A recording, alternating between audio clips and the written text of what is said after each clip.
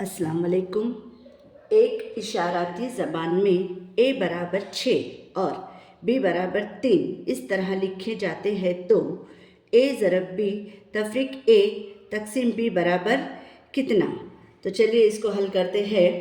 सबसे पहले हम ये लिख लेंगे a ज़रब b तफरीक a तकसीम b बराबर कितना। अब हम यहाँ पर क्या करेंगे, इनकी कीमत को रखेंगे। a बराबर कितना दिया गया है 6, तो हम यहाँ पर 6 लिख लेंगे। ज़रब b बराबर कितना दिया गया है 3 तफरीक वापस a बराबर 6 तकसीम b बराबर 3 बराबर कितना। अब यहाँ पर ज़रब का भी अमल है, तफरीक का भी है, तकसीम का भी है। तो सबसे पहले कौन सा अमल करें, इसके लिए एक रूल है बॉड मास BODMAS।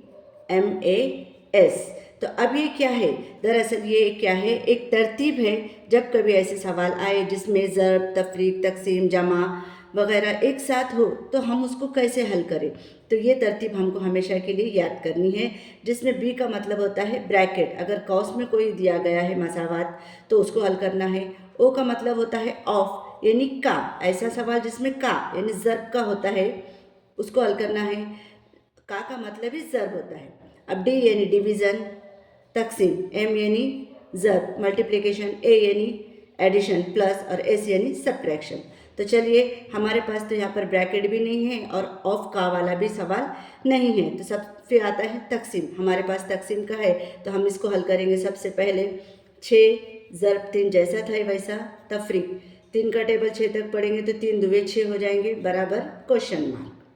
फिर उसके बाद में आता है मल्टीप्लिकेशन। अब यहाँ पर मल्टीप्लिकेशन कर लेंगे तो 6 दिए 18 हो जाएंगे, तफरीक 2 बराबर सवालिया निशान।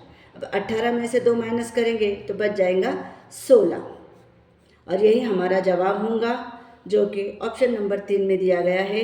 उम्मीद है आपको समझ में आ गया होगा। अस्सलाम वालेकुम।